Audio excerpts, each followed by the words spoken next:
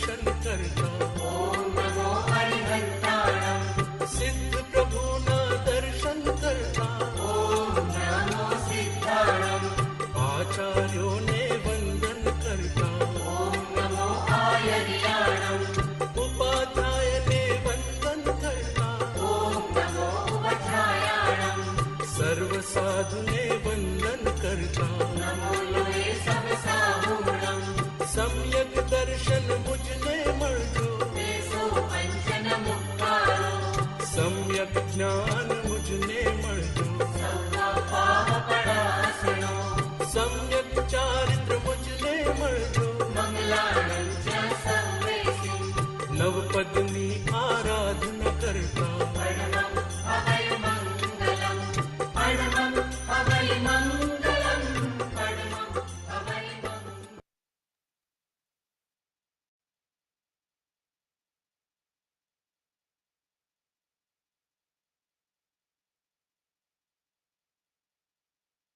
Good evening, everyone. Thank you for joining us. Today's the first Health and Wellbeing seminar this year from OAUK. We thought this year we will try and follow themes that a lot more young people would like to hear about. So today we're talking about fertility and women's health. I'd like to welcome you and welcome our speaker. But before I introduce her, I just wanted to state a disclaimer that if you or someone you know is facing any issues that we've discussed today, the information that we're providing in this webinar is just for awareness and does not substitute professional advice. So please consult your healthcare provider for support. Having said that, of course, our panelist, Krishna, is an expert in this field. And I would like to introduce you to her. Her name's Krishna Shah. She lives in South London. She's a pharmacist by profession, and she also is an independent prescriber in fertility. She's had 12 years of experience in fertility. So, Krishna, over to you. Thank you very much for the introduction. I will just share my presentation for everyone.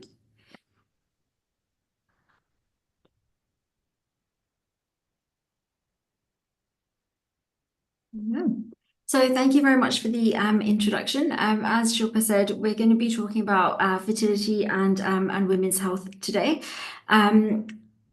What will we be covering in our 1.5 hour session? So hopefully by the end of our time, we should have looked at obviously what is infertility, giving a bit more of a background to understanding actually what kind of conditions does that kind of encompass, what can affect our fertility, and how is it diagnosed, the different treatment options that you may have, and then also looking at what is fertility preservation and how do we improve our fertility. And then towards the end, we may just touch on a few of the conditions that may come up during investigations that are related to women's health. And of course, there may be some questions kind of dropped in between. Yes, a little bit about me. I am a pharmacist by background. I have about 12 years of experience within fertility in my role. I'm currently the head of pharmacy, and that obviously covers one of the leading fertility clinics in London. I have done research within obviously the fertility field and looking at kind of the patient pathways along those lines. I'm a guest lecturer and obviously a few additional pieces along that's taken me through to the management route. So it's a little bit about me, and then let's I guess crack on to the presentation. Looking a little bit about, I guess, understanding obviously why we chose to give this. Of course, Shilpa, you've said that we want to talk about fertility because it's a topic that I guess is quite important from the perspective of obviously our younger community. So looking at kind of the trends that are coming up, what are we seeing in women in our community specifically?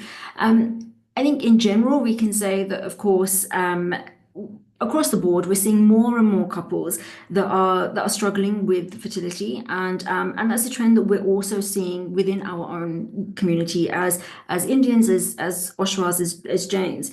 And why is that? So we just like, I guess, many other couples, we're getting married a lot younger, sorry, a lot older, and we're looking to start our families later than obviously our parents and our grandparents did, from that perspective. So of course, it's very well known that our reproductive health, and especially for women, our reproductive health is obviously very much linked to our age, and of course, that then affects our fertility from that perspective.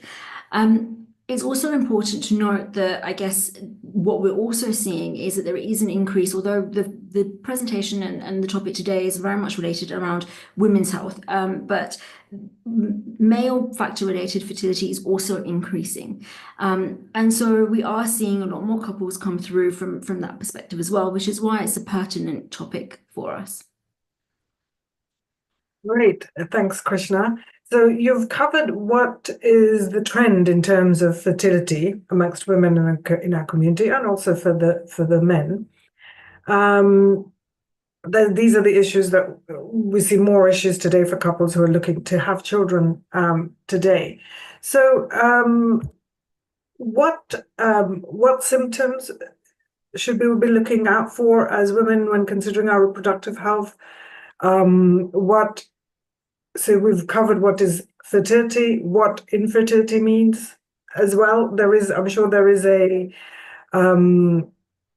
proper, what do you call it? A proper definition I guess what I'm trying to ask is, do we have an exact time when someone says, "Oh, this is infertility"?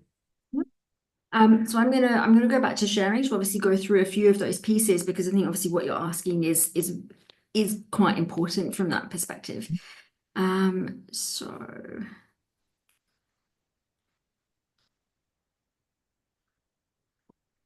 So what is infertility? So we tend to use the word infertility quite a lot, but actually the word infertility actually relates to the complete and utter inability to have a pregnancy, which is ultimately sterility. So really what we're looking at is subfertility. So subfertility is the correct terminology, and it's the definition of struggling to conceive. What does that actually look like, and what does that mean? When would you say that you have a subfertility? And that's usually after 12 months of trying to conceive. 15% of childbearing couples will be affected by fertility. So that's about 1 in 7 couples.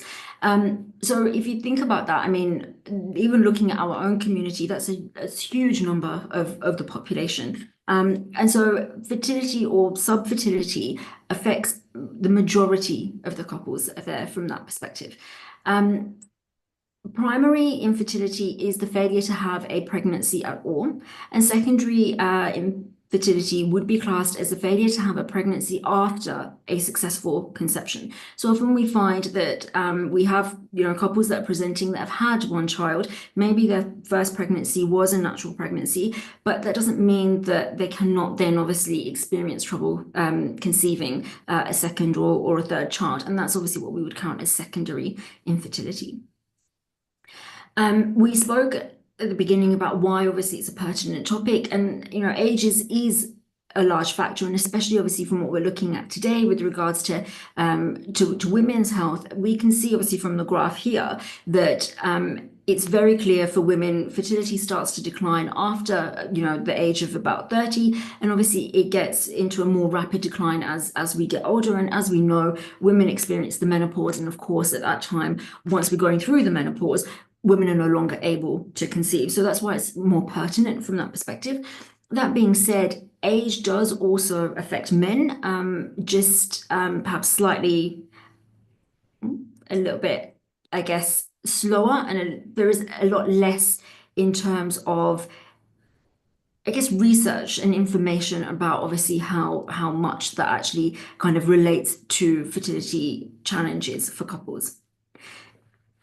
what does age actually mean? So when we're looking at obviously the decline in couples getting pregnant, so about 94% of couples, if if the female partner is aged about 35 years old, about 94%, 94 couples out of 100 will get pregnant within 1 year of trying. And then if we look at what that means when you're about 38, about 77 out of 100 couples will get pregnant within 1 year of trying. So you can see that obviously even the 2 years there or 3 years makes a significant difference. Thank you. It's almost scary, I guess, for people out there who are looking at just like, I don't know, wanting to finish something career-wise or something. So that's quite interesting. Not to scare anyone, because there are ways around it, of course. So to start with, what symptoms should we be looking out for as women when considering our reproductive health? We're talking about women. Yeah. So our menstrual health is obviously what I guess is the first thing that we should be looking at from that perspective. So what does our menstrual cycle look like? Do you have a regular period? Are there any kind of long gaps? Is it a regular kind of 28-day or 29-day cycle? Or do you have kind of 35 days? Is it, are you not getting a period, for 2 months at a time? Why is that important? Because that can obviously relate to ovulation problems. So of course we need a period in order to ovulate, and we need to ovulate in order to be able to have a successful pregnancy. So if we're not ovulating, then of course that will be a challenge. The other bit that we should be looking at is around pain and very heavy periods. So there is a lot of information and a lot of awareness at the moment, which is good, around conditions such as endometriosis. Endometriosis presents as severe pain, and it may be pain that's unrelated to our pelvic area. We may get pain in different areas, but it's extreme pain and can be related to extremely heavy periods. So again, that's another factor that obviously should be looked at, because of course those symptoms may relate to a condition such as endometriosis.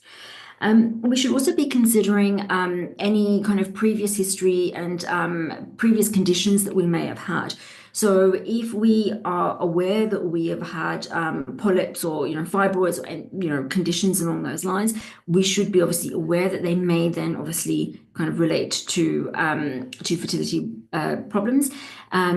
And then there's also things like infections, if we've had any sexually transmitted diseases, if we've had any recurrent infections. Again, these are things that we should be looking out for, that we know, okay, actually, these may then later go on to have an effect on our fertility.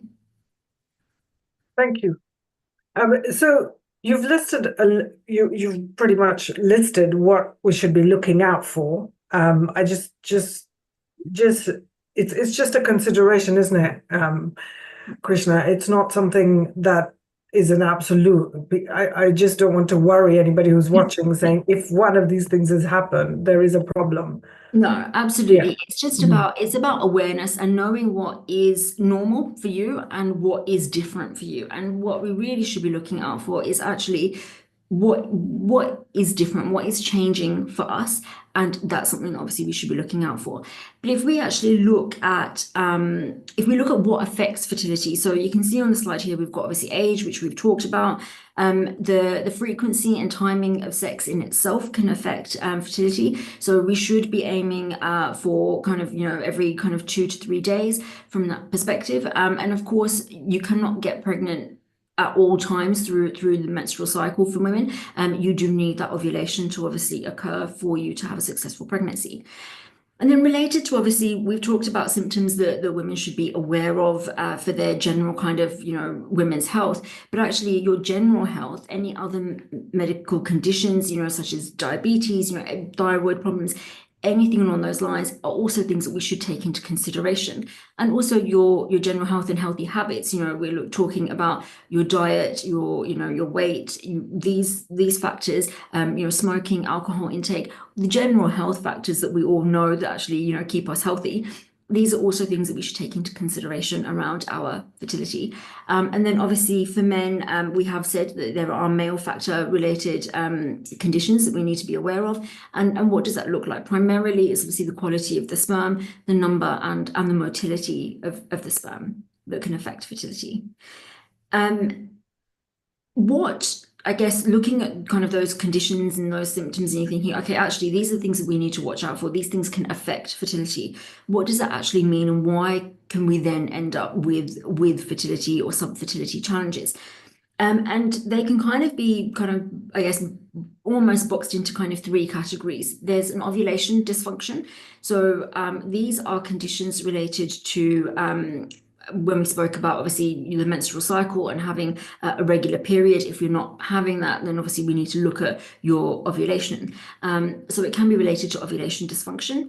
There may be physiological. When we talk about physiological, we are looking at things like perhaps previous surgery may have caused scarring of the fallopian tubes. We may be looking at things like endometriosis. We may be looking at things like polyps or fibroids. And then about 20% of fertility cases that kind of couples that come through may have what we call unexplained infertility. It's also really important for us to remember that actually, although we can, from a female perspective, look at the ovulation dysfunction and the physiological aspects as well, but around about 30% of cases are also related to male factor infertility. And I think as we go through, we'll understand actually the importance that actually that plays on us as a community. Thank you. So when your next slide is showing that you're going to talk about fertility consultation. What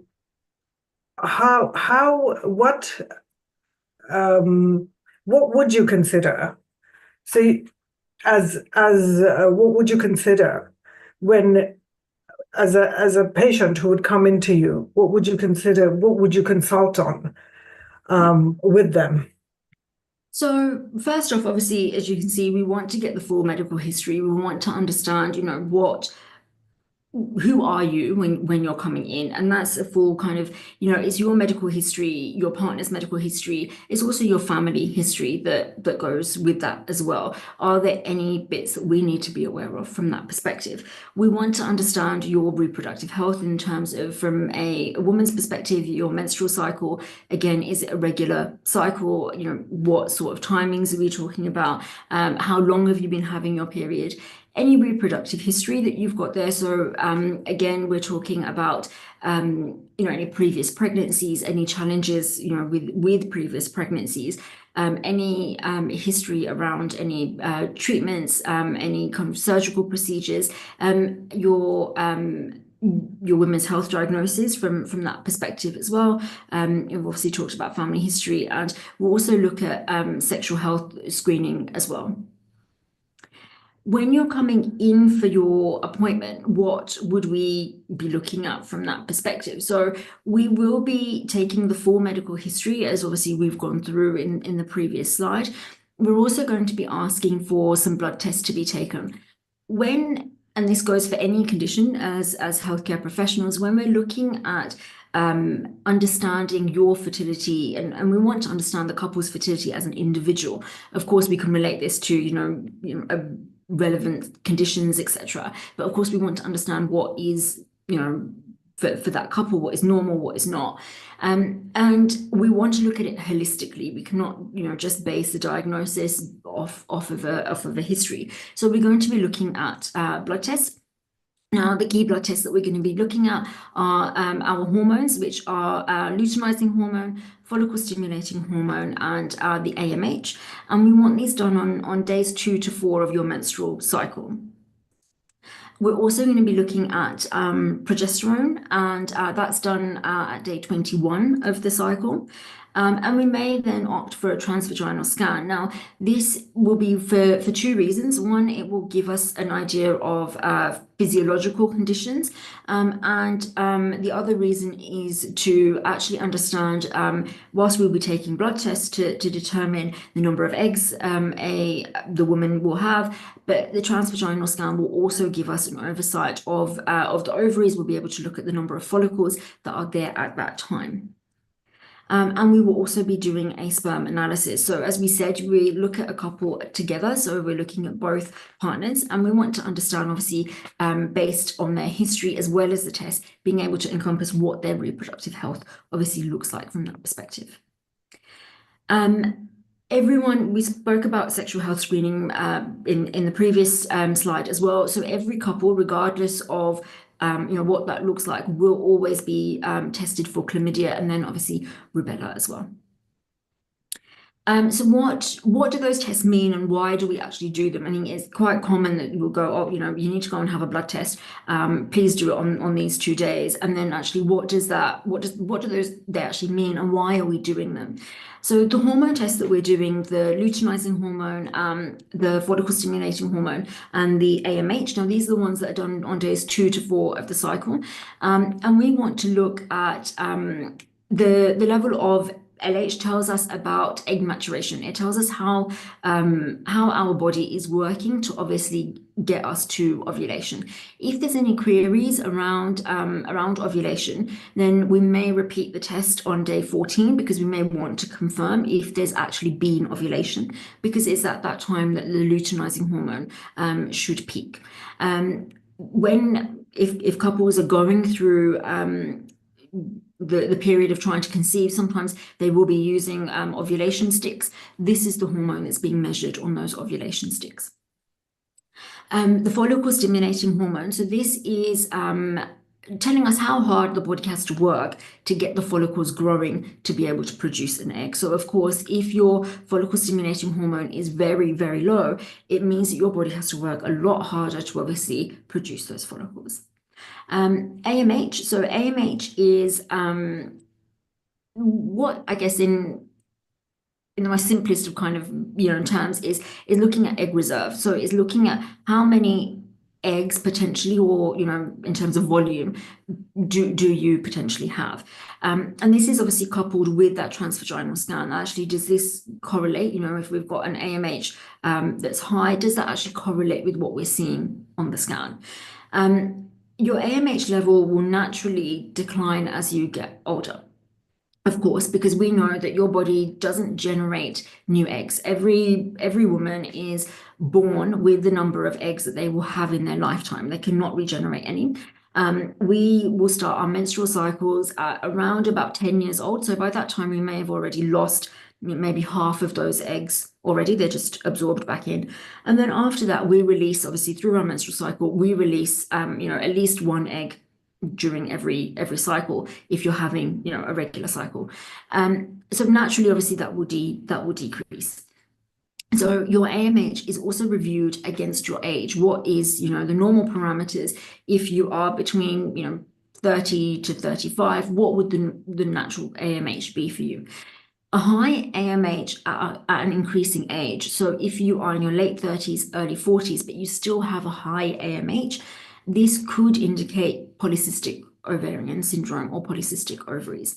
But conversely, we also need to remember that sometimes, obviously, whilst the natural presentation is your AMH will decrease with age, this may come earlier for some women. So again, it's really important, obviously, as we go through different kind of looks, obviously, what we can do to preserve our fertility. It's important to note that whilst obviously this is the normal, or I guess the natural kind of the natural expectation, it doesn't mean that there are not other cases that may be an outlier to this. Progesterone is checked at day 21, again, to confirm ovulation. So that's why we're checking it. Your progesterone should peak at the time of ovulation or just afterwards. And so again, a bit like the luteinizing hormone, we're checking to make sure that there was ovulation that occurred. Yeah. What does a transvaginal scan look like? So a transvaginal scan, what are we actually looking at from that perspective? So we've looked at the blood results. The next piece we said, obviously, we would do a transvaginal scan from that perspective.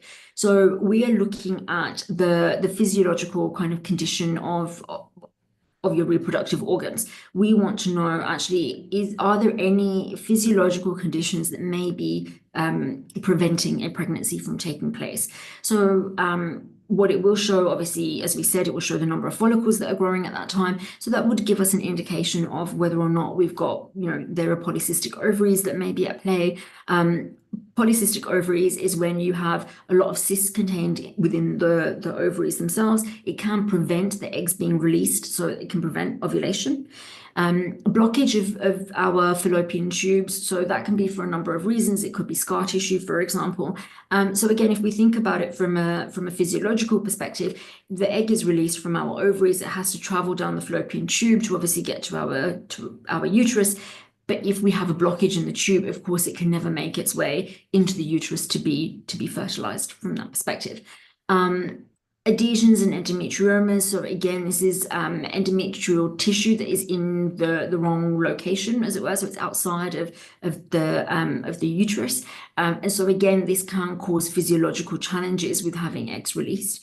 And then we have polyps, fibroids, infections, any kind of uterine kind of deviation there. And these are what we would consider physiological symptoms that will be affecting a pregnancy, in the sense of course, we need a pregnancy once it's fertilized. We need the fertilized egg to implant into the uterus. But of course, if we have a physiological condition that may challenge this, that of course could be preventing a pregnancy. And so this is the reason for the scan from that perspective. So, Krishna, we have just celebrated IWD, International Day for Women's, and we've talked about serious detail on the women's side of fertility. What about the guys? So we obviously look at sperm, and one of the big kind of pieces there we've spoken about is obviously that 30% is male factor related. So when men are kind of in clinic and we're reviewing their sperm, we will be looking at the motility, we're looking at the quality of the sperm, and we're looking at the number of sperm that's there. So these are the three kind of key pieces that we're looking at from that perspective. And what is normal from that side? So you may be surprised, but only 4% of normal sperm in a sample is actually considered the kind of expected norm from that side. When we're looking at motility, of course, we want the sperm to be kind of, going in the right direction. And, from that perspective, when you're looking at the quality, you want them, I guess, a bit like quality control at any factory, you want them to be, one head and a strong tail, and moving kind of forward in the right direction. So those are the things that we're looking at from a male perspective. Now, what can be, what can affect sperm? We have environmental challenges. We have general health. So again, it's your diet, it's your alcohol intake, your smoking. General health conditions can affect that. And then we, as we saw, there is also age that may be a related factor as well. And there can also be hormonal changes. So some of the hormones that we talked about for women, they're also present in men. So again, these are hormones that are present in both genders, but what they affect obviously is slightly different. So again, you have luteinizing hormone that affects sperm production and testosterone in men. And so if you have low luteinizing hormone, then that may be what obviously is causing the challenge. So once the initial sperm is reviewed and it's been tested from the perspective of motility and quality, depending on what those findings are, we may find that actually we may need to do more tests for male partners. It's good. It's good to know that they need to look after themselves also. Yes, it's really important from our side, and especially what we see in the community, that we should. Yeah, that we should also consider from their perspective as well, because actually there is a lot of pressure that's put on the female partner, especially from the Indian community with regards to pregnancy, and actually 30% of cases are related to male factor fertility. That's quite high, higher than I expected anyway. So I as a patient, say I went somewhere and I have been given medication options only, pain relief, contraceptives. How should I advocate for further investigations? So I think the key piece there, and again, is looking at women's health in general. There is a lot of, I guess, information that we have now, and there is a lot more awareness, which is good. But there is also a lot of awareness around actually how women may not be treated in the same way as our male kind of partners from that perspective. And often when we are going for these tests, if and every clinic should be reviewing obviously the tests as a whole. They should be looking at our medical history, and we should be looking to understand actually what is the underlying reason for infertility or subfertility in the couple as a whole.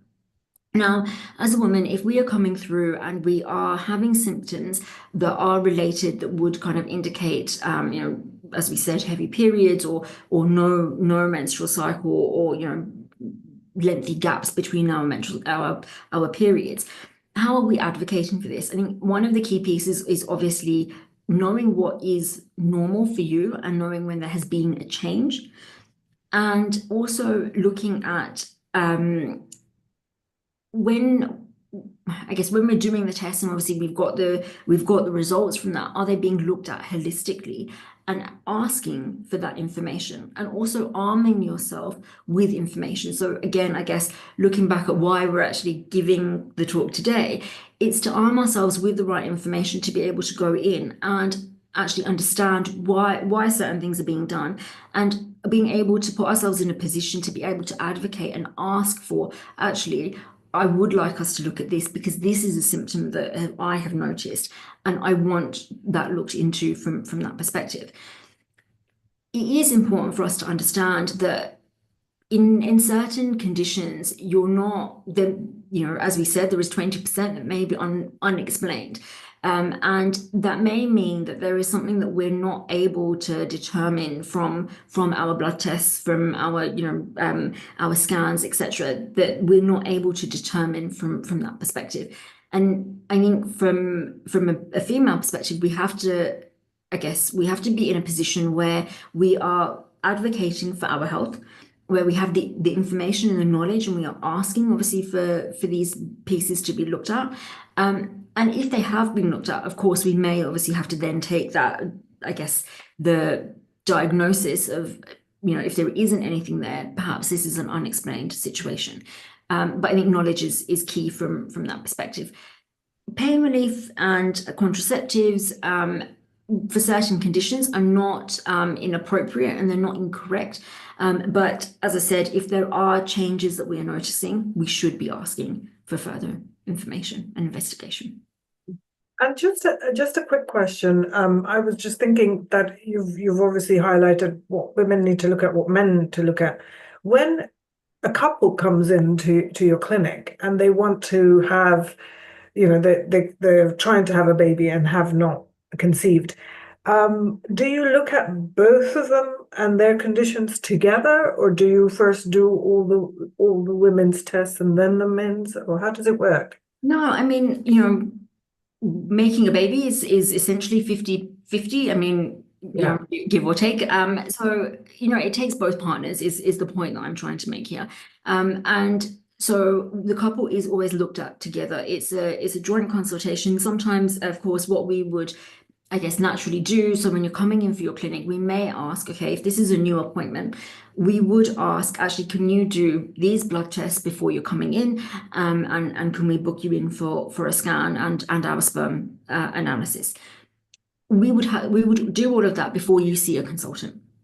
And the reason we would do that is because you then come in to see the consultant, and the consultant can then take your medical history from both parties have a discussion with you about obviously your reproductive health as it currently stands with the information that you have, and then look at that in conjunction with both of your results.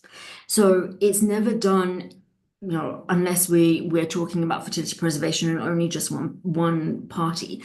It's never done in isolation because having a child is not, from that perspective, in isolation if you're coming in as a couple. So it is obviously related to the two of you, and so both parties will be looked at together. And that's a good thing. So before we come to fertility preservation, do you want to just go through what are the options once you know that there's a problem? Absolutely. So what are, I guess, the three things that the three most common kind of things that we may be offered? So you've come into clinic and you have done your tests. We now know why certain tests are being done. And depending on what the tests show, you may be offered a range of treatments. And the three most common kind of treatments that you may be offered are what we call IUI, IVF, and ICSI. And if we go into a little bit more detail about obviously the different treatments. So when would you be offered IUI treatment? So, and what is IUI treatment? So in some cases, and usually where there is that unexplained infertility, so there is no, I guess, the blood tests, nothing is showing us, no physiological challenges, nothing is showing us a reason as to why you're not actually conceiving. So what is IUI? IUI is essentially, and I guess from, most people would know this as the turkey baster method, in terms of the sperm is inserted or injected into the uterus, and it is essentially placed in a much closer proximity to the eggs being released. Now, there is obviously a little bit more complexity than just kind of popping the sperm in via the catheter. So the sperm will obviously be cleaned, and we're selecting that 4%, obviously with the best motility. We want to give the treatment option the best chance. Cycles will be monitored. So again, we're trying to time the insertion of the sperm with ovulation. And it will be inserted via a catheter, so we'll be going in as high as possible. And so that is from the perspective of location to sperm and egg. Remember, the sperm, in a natural pregnancy, the sperm has to travel obviously from the vagina, and they have to swim all the way up. Of course, popping them kind of higher up into the uterus means that we're in a position where the sperm are obviously closer in proximity, and then you've got the best sperm and you're timing it with ovulation. Now, as I said, this is usually what is offered to most couples that we would say have unexplained infertility, and it may be offered as a first option. However, what are the other kind of things that we could do? We have IVF. Now, when is IVF offered? So you may find that, I guess, just like a natural pregnancy with the best will in the world, IUI doesn't work. And so at that stage, you may be offered IVF. For some couples, IUI isn't an option. And why isn't it an option? It's not an option because you may have a physiological condition. So if we've talked about obviously the fallopian tube being blocked, so if the egg cannot actually travel down into the uterus, obviously IUI or a natural pregnancy wouldn't work in those situations.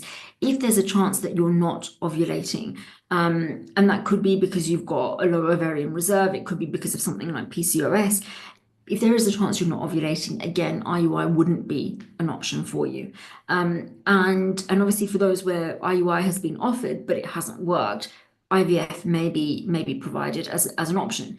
What is IVF? So IVF is when women are given stimulating medications that is given to mimic a natural cycle. So that means that we want the same peaks and troughs that you would get in a normal cycle of the same hormones. So we want to increase our luteinizing hormone to ovulation. We want to give some stimulation to grow the follicles, and we want our estrogen to peak at the same time.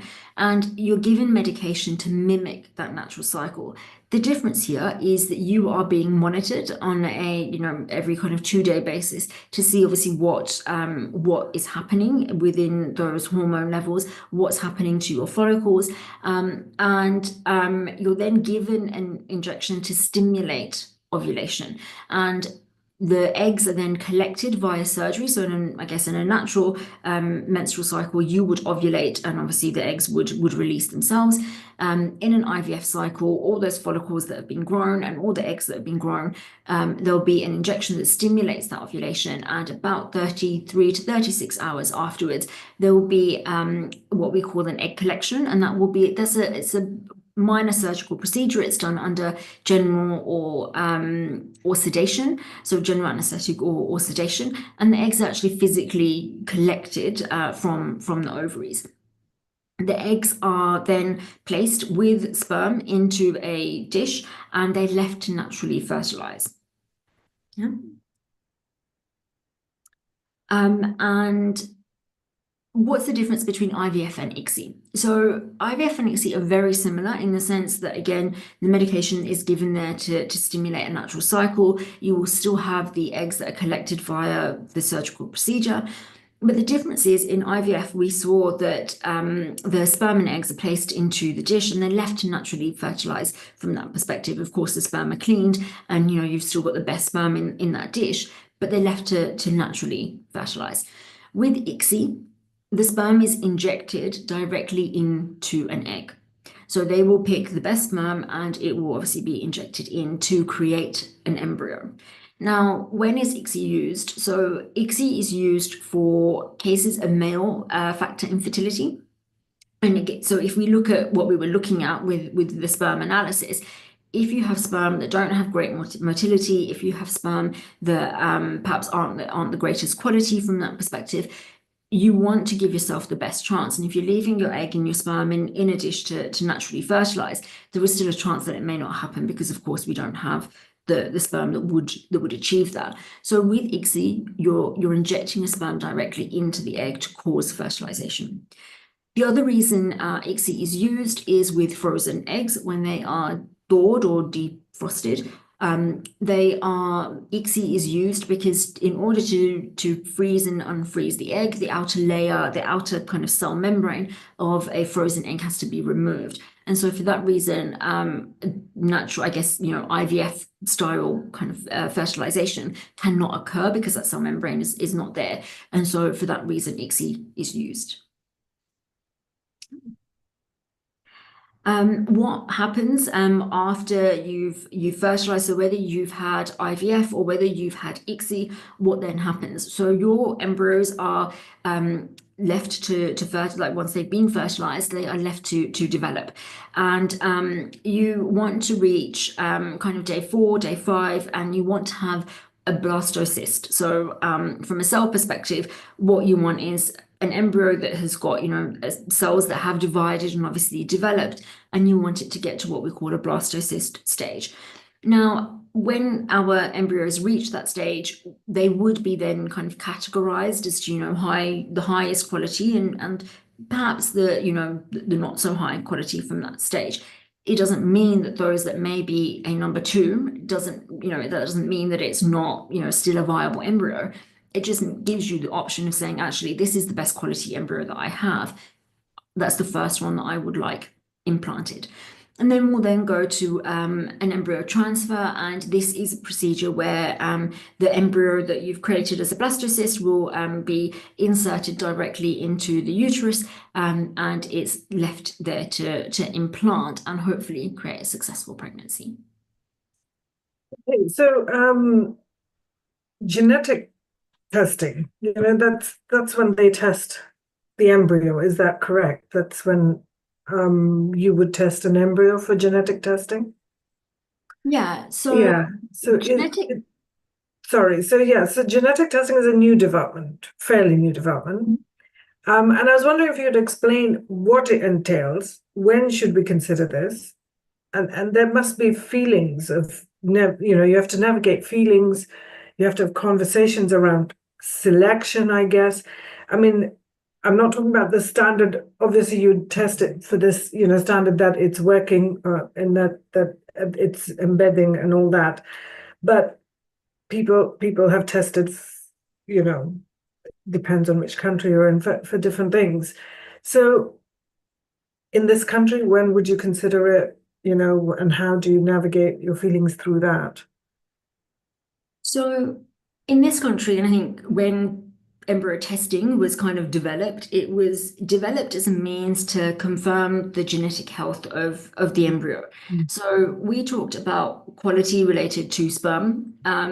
There is also quality related to our eggs, and obviously as we get older, our eggs may not be of the greatest quality. Now, what does that actually mean from an embryo perspective? The chromosomes that we have, the DNA in our eggs and sperm, if obviously as we get older, that those chromosomes perhaps are not the healthiest. When you go to create an embryo, it may be that obviously that embryo is not the most viable from a pregnancy perspective. So when it was developed, as a means of genetically testing the chromosomes and testing the genetic viability of the embryo in itself. It's not usually offered as a first option to the majority of patients. It can be offered to older couples. So whether that's usually, obviously, when you have an older female patient, but of course, if you have a couple who are both obviously over 37, 38, it may be offered as an option from that perspective. Usually, genetic testing is an embryo testing is offered if there have been recurrent cycles of IVF or ICSI, and they still haven't resulted in a successful pregnancy. And there isn't another kind of, I guess, reason that can be found for that. One of the things I think to remember is that it's not being used as a selection tool any differently to, I guess, natural selection, in the sense of embryo testing. If you go down the natural selection route, if that embryo, without any lab testing, if it was implanted, if it's not a genetically viable embryo, it will not create a successful pregnancy.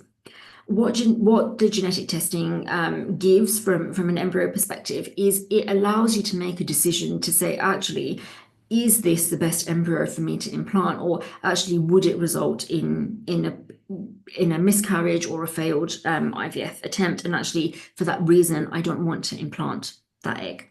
Now, the process in itself, embryo testing is called PGTA testing, and in the actual kind of process, what that means is you've created your embryo, and a small biopsy is taken, and it's then tested to check for chromosomal abnormalities. Now, it doesn't test for genetic diseases as such. Now, as we get older, women are always tested for conditions such as Down syndrome.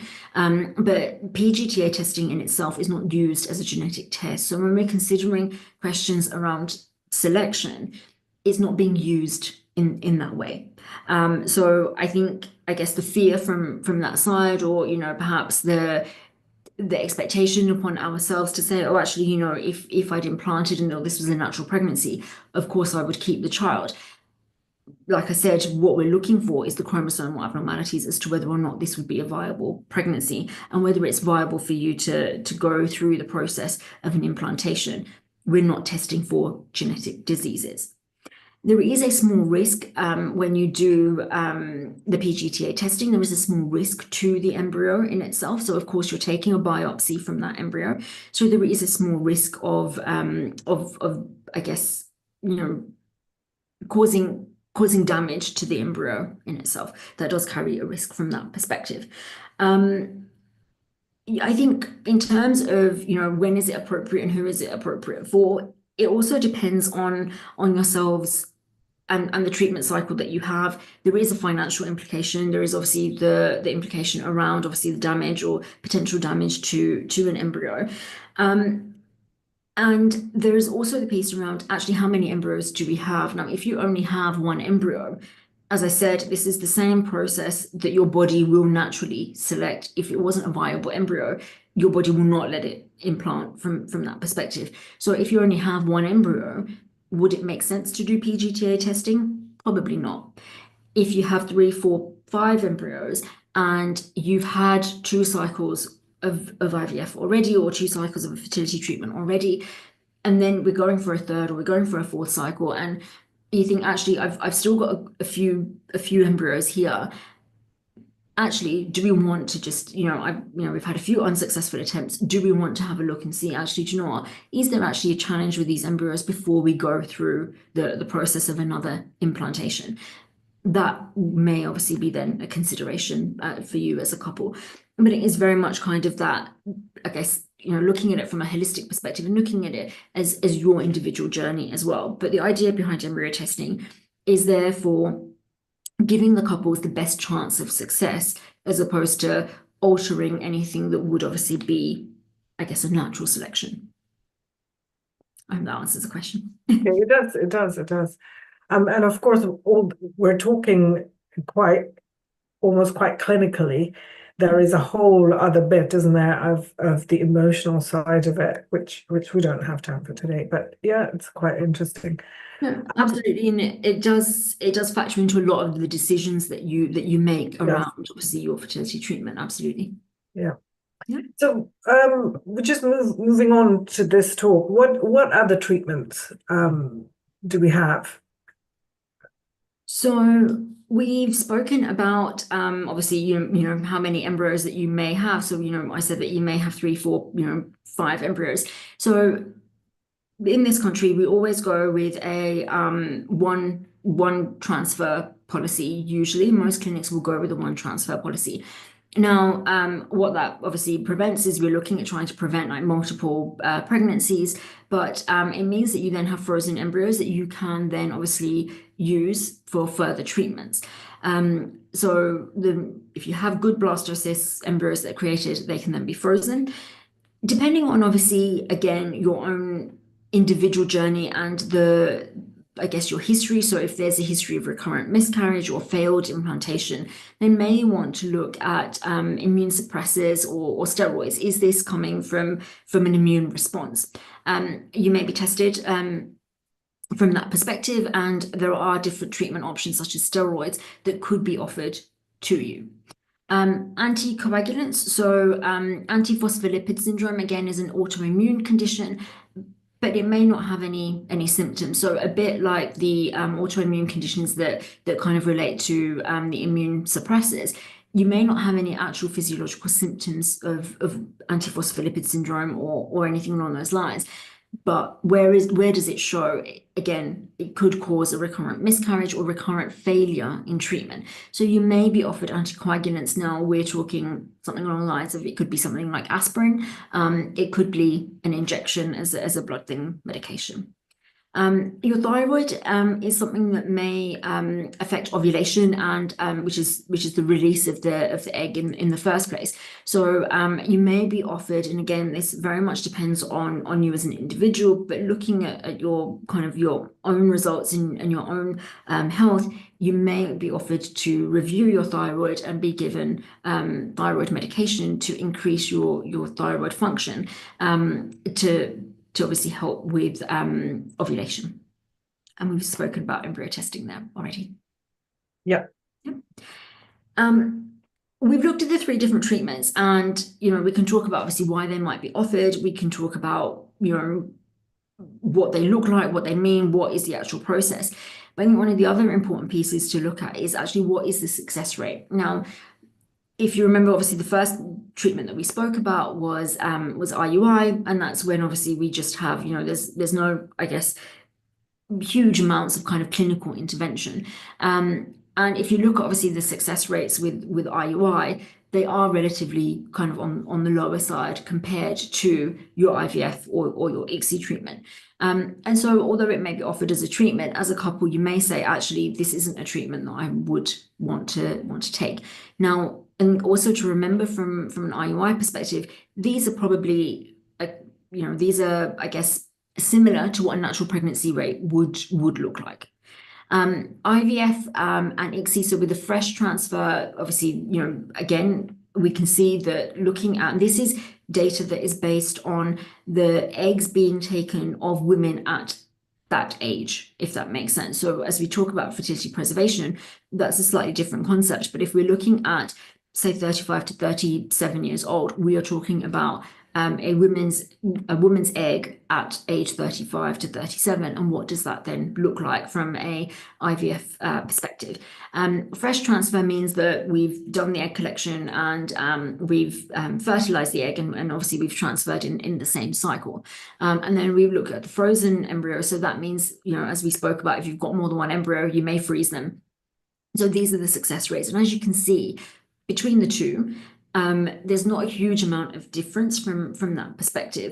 And I think that goes to show that obviously, treatment in itself and, the advancement of science has really helped in terms of allowing for frozen embryos to be just as successful as obviously fresh transfers.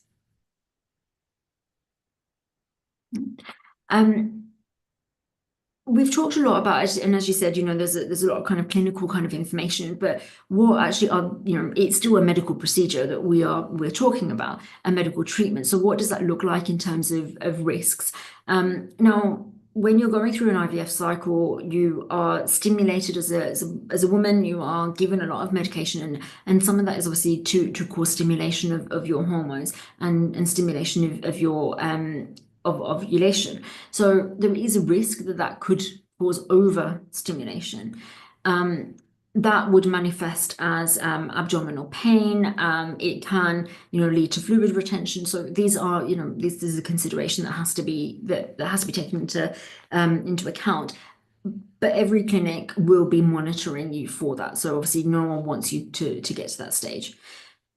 Procedure risk. So again, the egg collection process, as we said, there is general anesthetic. So there may be some risks associated with the procedure, as with any surgical procedure. Ectopic pregnancy. So with regards to whether it's IUI or even IVF, we are inserting the sperm or the embryo further up into the uterus. Now, if obviously from an IUI perspective, if the egg and sperm do fertilize in the fallopian tube, that could relate to an ectopic pregnancy. And of course, it's slightly greater if you're actually already higher up in the uterus. And then multiple pregnancy. So we are, if you think about it, I said that we don't do multiple embryo transfers as such, but if we're doing a procedure such as ICSI, we're already breaking the membrane to insert in the sperm. So there is a chance of multiple pregnancy from that perspective. When we look at, I guess, we look at treatment options, we do a lot of talk and there's a lot of information there about the medical treatments that can be given, but actually is that the only thing that we should be considering, and is that the only thing that we should be looking at? And I think the answer to that is no. I think fertility, just like every other health condition, is a holistic approach. So there are, there is evidence that supports, acupuncture, reflexology, as well as diet and supplementation. So looking at actually being the healthiest versions of ourselves and supporting our reproductive health. So folic acid, vitamin D, coenzyme Q10, these are all vitamins A that we do get obviously in our natural diet. We should be looking at potential for supplementation or, understanding actually the role that these play in our reproductive health, especially as women, and ensuring that obviously these actually help our egg quality. So whilst we can't increase the number of eggs that we have, we can support the actual egg quality that we have, and that does come from diet and supplementation of these key vitamins. And then we spoke about the stress and the emotional toll of obviously fertility challenges. And there are counselling services that will come with every clinic that are being offered. But it's also something that we should be looking at holistically, again, from the perspective of it's an emotionally draining process for an individual. It's an emotionally draining process for a couple. Stress, we know, can cause a whole host of other kind of, health conditions. We're very aware of stress and heart disease, for example. We're very aware of stress and potential gastrointestinal diseases. stress can have the same effect on our fertility. And again, of course, we're then, I guess, inducing additional stress response with a stressful process. So I think utilizing the services that are available from a counseling and a support perspective are very important from that perspective, and can improve, obviously, reducing stress will improve fertility overall, but it can actually, have a much better effect on the actual process through the fertility journey. Interesting. So you've talked quite a lot. I'm sorry, you're going to have to do a little bit more. So the next thing your slide is already showing is we've talked about the treatments of infertility, but it's women's choice today, isn't it, to want to have babies later, and to preserve that choice. Science has moved dramatically in supporting that. So would you explain a little bit about the egg freezing process and who should do it and when they should do it? I guess from a medical perspective, egg freezing will follow the same as an IVF or an ICSI cycle, in terms of there'll be the stimulation process, and there will be an egg collection at the end of it. The difference, however, of course, is that the eggs are not fertilized, and the eggs are then frozen without fertilization. So that's essentially, I guess, from a medical perspective, what egg freezing is. From, I guess, who should do it, where are these, where is the option available? I think one of the key things that one of my consultants always says, and he always advises, is that we need to remember that egg freezing is a backup, but it is not an insurance policy. And what he means by that is, of course, it is there as an option, and we are seeing more and more women utilize this option. And you are right, the science behind it, the success rates related to frozen eggs is very much similar to a frozen embryo cycle. So compared to, maybe 10 years ago, where there was a significant, difference if you had frozen eggs, and the chances of success from that were significantly lower. Obviously, science is a great, advancement from that perspective. But that being said, it doesn't mean that we should use it as a means to delay pregnancy outside of, I guess, our circumstances, if that makes sense. But it is a really good tool for us to have, and it's really important for women to know the different options that they have from that perspective. So who is it, I guess, relevant for? Now, I think obviously we have to look at it ourselves as individuals, and it's important for us as women to have a reproductive health check. We don't know what our reproductive health is until we go through the struggles, and I think that's an honest part that we have to look at as a as the Indian community as a whole. Until we go and actually try to get pregnant, we don't actually know what our fertility is like. So it's important for us to go and get that check, so we actually know, do you know what, actually, am I a young woman, but actually I have a low AMH, and it's just a natural thing. And actually, when I then hit my 30s, late 30s, actually, if I've already got a low AMH, it's going to be even lower by the time I get to that stage. I may not be in a position now to have a child for various reasons, but actually it's something that I do need to actively consider from that perspective.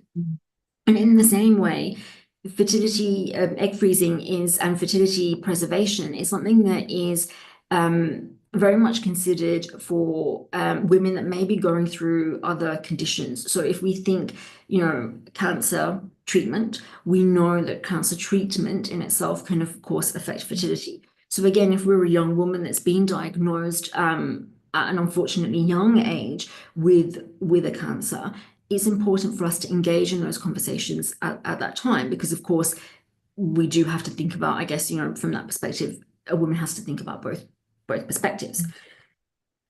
And then you have the women who we have to also acknowledge times are changing. As we said at the beginning, we are getting married older, we are thinking about starting families older, we are, going into education, we're getting our careers, we have a slightly different focus. And I think we need to look at it from that individual kind of aspect and say, okay, actually, are we in a position where perhaps, I'm 29, I'm 30. Actually, is it a viable option for me that I will be looking to have a child in the next 2 years? Or actually, is there a potential that this may be significantly delayed by, say, 5 years or 6 years? And if that's the case, freezing your eggs earlier from that perspective gives you a better chance at success with frozen eggs that are younger, if that makes sense, when obviously you go to unfreeze them and start your fertility journey. And so when we looked back, obviously we had the slide that looked at, the different success rates. And I said, actually, this is related to eggs that have been taken at that age. So if we think about it, eggs at age, as we saw in the very, very beginning graph, age affects the number of eggs and the quality of eggs. So if at age 35, we can see actually there's a decline. The eggs at age 35 or 38 or eggs at 40 will not be at the same quality or the same volume as eggs when they're collected at age 30. So if we are in a position as women and you are 30 and we're saying actually we're not 100% sure, or I'm not at that stage yet, let me freeze my eggs now. And then at 35, you start trying to conceive, and perhaps you don't fall pregnant naturally. Your eggs were frozen at age 30. If you go into fertility treatment, those eggs are still age 30. They're not age 35. So of course, your success rate would be that of the couple who've got age 30 eggs. So it gives you that slight, I guess, again, is increasing your chance of success from that perspective. It shouldn't be used, as I said, as a key means to just simply kind of delay pregnancy from that perspective, because as with any of the treatments that we have said, nothing is unfortunately 100% success rate, as we saw. So that's where obviously that piece around, it's a backup plan, yet not an insurance policy. Just it's something to bear in mind. That being said, we also have to acknowledge that there is a huge cost that's around egg freezing. A cycle in itself for egg freezing could cost, about £5,000 to £6,000. And then we have to add on, of course, that there are storage fees. These eggs go into storage, they're frozen and they have to be held frozen. Now, these costs can be about £500 a year. So depending on how long, of course, we're freezing them for, then that, of course, is an additional cost. And then when we go to unfreeze them and actually go through a cycle, of course, that would be associated with an additional cost. So it's something that we have to be very much aware of from that perspective. So it's not something that unfortunately may be available as an option to everybody, but it is a really good option that we have in order to give ourselves the best success rate. So looking at individual circumstances, it could be a really good option for you if you're not yet at that stage where you're in a position to have a pregnancy for whatever that reason is, but giving yourself a really good chance in the future. Okay. So so you've given us the cost is a consideration. I'm not sure if the cost varies between clinic to clinic. So how does one choose apart from the cost, everything else, one chooses a good fertility clinic? And what factors should they be looking at when they're considering, fertility clinics? I think, choosing a fertility clinic is probably in some ways very similar to choosing anything else that we have to choose at the moment. If you go to buy a new TV, for example, you're going to be looking at reviews. You want to know actually what are other people saying about that clinic. So what are the patient reviews that are coming from your chosen clinic? What are recommendations that you're getting? I think it's really important that we open up these conversations and speaking to other couples about their experience and understanding from that perspective, I think is really important because, of course, they've been on this journey as well. What are their recommendations from that perspective? And there's also a success rate. Now, all fertility clinics should be governed by a body called the HFEA.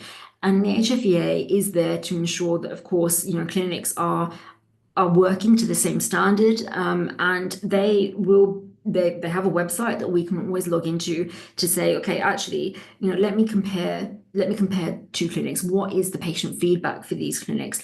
And they have that information.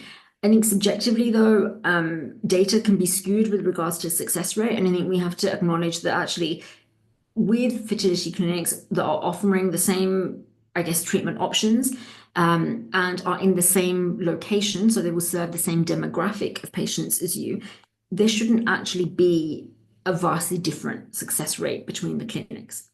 The experience that you get when you're there is obviously is what I guess that you need from that perspective. However, although treatments may be offered in a similar way, I think what we need to look at is actually where are these clinics? So, and the reason why I say this location is not arbitrary. You are going to be spending 3 to 4 weeks having a treatment cycle. As a couple, you're going in for your initial tests. As the female partner, you're going in to have blood tests. You're going to be scanned every 2 days when you start treatment. You're going to need to go in for your egg collection procedure. You're going to need to go in for embryo transfer. Trying to fit this in alongside going to work, for example, or other commitments that we have, location is very important from that perspective. You don't want to add stress by picking a clinic that is 2 hours away from work to an already stressful process, if that makes sense. And also, not every clinic will offer everything in the same place. So whilst overarchingly the treatment may be offered the same, do you have to have your consultation in one area? Do you have to go to another clinic to have your bloods? Do you have to go somewhere else to get a scan?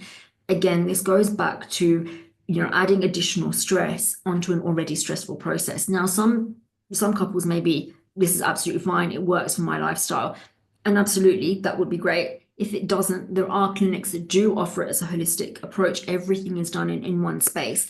So again, kind of understanding from that perspective what works for you and what doesn't, alongside your other commitments. Overarchingly, treatments such as IVF and ICSI and IUI are standard treatments across the board. Additional treatments and things that may need referral. So when we started the talk, we looked at what symptoms might come up, what could be shown in a transvaginal scan, what kind of physiological challenges, etc. We've talked about thyroid and how that affects our fertility. If you need any onward referrals, again, does that involve going to another clinic? Can everything be done in-house? Do they offer supplemental treatment options? We talked about the autoimmune response and steroid treatments, any immune suppressing infusions, etc. Can all of that be done with your clinic? Or again, do you have to go and look somewhere else to get that treatment before you then come back in for further fertility care? So again, it's looking at actually, what services are being provided and are they all in the same place from that side? Cost. So cost overarchingly, again, should be fairly similar. Of course, locations in terms of, London versus, a clinic that's kind of, very far on the outskirts. There may be slight variation. However, overarchingly, the cost is for an IVF cycle is between £7,000 to £9,000 for an IVF cycle. What is important is understanding actually who does the clinic that you're looking at, who do they work with? There are now, and alongside science, alongside the awareness of women's health and fertility, there are a lot of clinics that now work with insurance providers and finance providers that will be able to support you through different treatments. So do those finance providers and insurance companies, do they work with the clinics that you're actually wanting to consider? Again, another factor that kind of gets brought into that conversation. And then there's the overarching, I guess, gut feeling. How do you feel when you go in? So clinics will always have an opportunity to have an open day, whether that's now virtual or in person. They will give you that opportunity to go in. How do you actually feel when you walk in there? Because we all know if you walk in on day one and it doesn't feel right, it may mean that that's not the clinic for you. It doesn't mean that there's anything wrong with that clinic. It just may mean that that's not the clinic for you, but actually you've gone into another clinic and you felt more comfortable, you felt in a position where you were listened to. These are the additional kind of pieces that look at, okay, actually, when we're picking a fertility clinic, success rate should be the same. Cost is probably, very, very similar from that perspective. And logistically, if you're, happy with either everything in-house or not, but actually, when you go in, how do you feel? And I think that's probably the most important piece that we need to consider. Okay, so that's reviews, how you feel, but never thought I'd say this in this perspective. Location, location, location is okay. Yeah, I know that we have quite a lot more we can talk about in terms of other conditions to think about and things, but we're running out of time. So I thought we could just consider one last point. And you all see lots of women from all backgrounds, including Indians and Oshwals. How do you think cultural beliefs and family expectations in our community influences decisions about fertility preservation? You obviously see them before and after. So what are your thoughts on that? I think fertility as a whole, I think, we as a community, we don't talk about it enough. And I think, we've had a couple of Oshwal kind of talks around fertility, and it's been brought up on those as well, that we're just not open enough to start having, when we are having those conversations. And the reason I say this is because, of course, you don't have, I guess, no one's as open about it, because there is a lot of pressure when you have couples come through from that perspective. There is a lot of pressure because we are very ingrained in our community. So if we think about it, we have not only us as a couple, we have our families, our immediate families, we have extended families, and then we have the wider Oshwal community. And I think there's a lot of expectation, especially on the women. And you can see this when they're coming through from that perspective, that actually, we're coming through because we feel that this is the right time. This is what we should be going for. We should be having our degree. We get married. We have children. That's the trajectory that we are all, I guess, aware of. But times are changing, and I think we, as Oshwals, perhaps more than most, but we are aware of those changes that are coming through. We are opening up the discussion a lot more, and we're seeing that actually a lot of the older generation are actually, I guess, supporting and kind of driving these pieces forward for us, for those who are perhaps my age and in their mid-30s, and actually looking for their children and saying, actually, are you aware that we need to have this conversation? And I think it's really good, I think it's something that we should be really proud of from that perspective, to say, actually, we're trying to ease some of that pressure by educating and providing information to our younger generation, and making them aware of the options that are there. I think there are different pieces that get considered around fertility preservation, especially for us as Oshwals, that in terms of, obviously, we've looked at the cultural aspect in terms of the pressure that's associated with that. I think there's also the personal aspect. I think as women, we also need to be aware that when we go through this, there is that piece within ourselves that we have to say, okay, actually, this isn't perhaps the trajectory that I was expecting. Maybe I wasn't thinking that at 32, at 35, actually, I should be looking at freezing my eggs, because I thought my life was going to take a different trajectory. I think we also have to give ourselves grace from that perspective. And I think as women, and especially as Indian women, we have to give ourselves the opportunity to have those feelings, but also to work through those feelings, and understand that actually, one trajectory is not always the only way of moving forward. Times are changing, life is changing. We're not, the same as our parents were when they first came to the UK. And we have to give ourselves that acknowledgement and use the advances that science have given us to do that. And I think the other piece is around, I guess, the religious aspect of, okay, if we're freezing an egg, what does that mean? If we're freezing an embryo, what does that mean? And I think we have to, I guess, look at those conversations as well. And that's something that does come through when couples come through in clinic. And it's around when do we consider life as starting? But what can we then do if we don't use those eggs or embryos? We have, programs that can be done with regards to donation, so egg donation or embryo donation. There is a slightly different screening process, so it's not a guarantee that everyone that would be suitable for IVF or egg freezing would then be suitable to donate. But that doesn't mean that it's not there as an option. It doesn't mean that we would have to discard those embryos. Donation is an option that we have there. So I think it's important for us to also acknowledge that part, that, actually, does it fit with us culturally, religiously, to say, actually, these are viable options for us as couples in this generation. That's quite a thought, because I guess traditionally pressures were, if you don't have kids. Now we're talking about if you want kids later, or you can't have kids but want kids.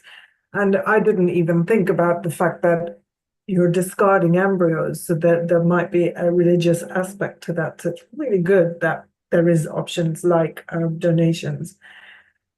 So we've got a question. A lot, I did say we were going to discuss that and be ending it, but because we have a question, I just thought I'd read it out and see if you can answer it.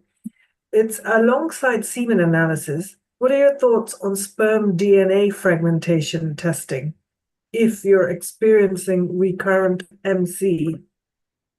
I think I would probably say it's alongside the embryo testing kind of piece. So when we're looking at DNA fragmentation, it's a very similar kind of concept with regards to, obviously, we want to select the best the best sperm from that perspective. And so I think it's along the same lines. However, it's not, I guess it won't harm the embryo from, in the same way that there is that small chance with embryo testing. But obviously, you can then have you can damage the embryo itself. So I think that DNA fragmentation, I think, is offered from the perspective, if there is male factor infertility. I think it is, again, it gives you the best chance. So it's not you must do it. It's a good option to have from that perspective if you're in that situation, to say, actually, we are having recurrent miscarriages.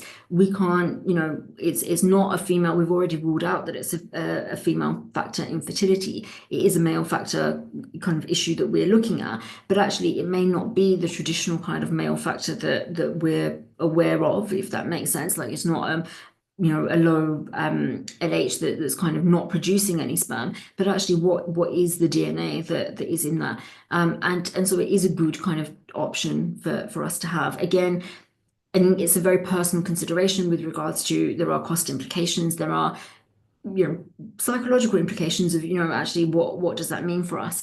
But I think it is a good option to have if we're having unsuccessful cycles, because what it does, much like the embryo testing, is it gives you a good option and good chance of success. Okay. And the same person's asked again, would clinics treat uroplasma prior to IVF fertility care? I think you'll have to explain what uroplasma is first. I will be honest, I would have to go back and answer that question in terms of the timing of testing of uroplasma. Uroplasma is in itself a bacteria. It's not something that is tested for immediately, if that makes sense. So it's not one of the first kind of tests that we do. We do tests for, general kind of, infections, etc., that we're seeing, but it's not something that is done as an initial test. So in terms of, if you are, I guess it depends at what stage you're coming into the clinic. I will be honest with regards to that. If you're coming in after having several failed attempts at treatment, kind of at a different clinic, and you're coming in kind of with that history, it may be something that is then obviously picked up from that perspective, but it's not something that is tested as an immediate kind of piece for a couple. The times, I guess, where it may be is if there've been history of any infections, and then there may be obviously that kind of case to go, okay, actually, is this something that we then need to look at? So again, it's kind of that individualized approach, but it's not usually something that's done as an initial test, if that helps. Doesn't mean that it won't be, if it's needed for you as a couple. It wouldn't be, it's not a routine kind of piece. Would a clinic oblige if a patient was to ask for it? If they feel that it's appropriate, then I wouldn't see why not. So again, I think we have to remember that whilst fertility treatment can be offered, it can be offered private as well as the NHS. And I think there is a belief that if you go through, any private treatment, of course, you're allowed to do work. Yeah. We do still obviously have to work within the medical remit. So there has to be a reason for us to be treating that. And if it is clinically appropriate, absolutely, there would be no reason why a clinic would say, actually, no, we don't want to test this. If they feel it's not clinically appropriate, then of course they would have to state that actually, we don't feel that it's clinically correct at this time, but it may be in the future. So it would be dependent on the clinical appropriateness of it. Okay, perfect. Thank you so much, Krishna. That was quite a lot of talking. You must be exhausted, but I think the information was invaluable actually, because it's what could go wrong, what is the testing if you can't have kids or if you can't get pregnant, and then what to do if you don't want to get pregnant but want to do this later on. So it's an all-in-one talk. So thank you so much. Thank you for having me. And if anyone has any questions, just to the audience, I'm an EC trustee for health and well-being. If you send them to me, maybe I can send them to you, Krishna. Absolutely. And we can respond to you that way. And my email address will be on the OA UK website. So thank you all for watching, and have a good week next week. Bye.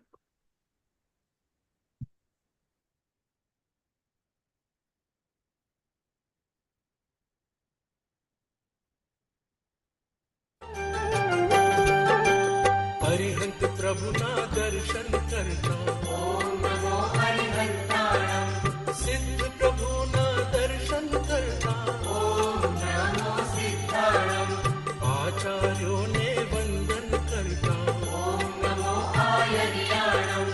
Upadhyay ने वंदन करना, ओम नमो उपाध्यायाणं।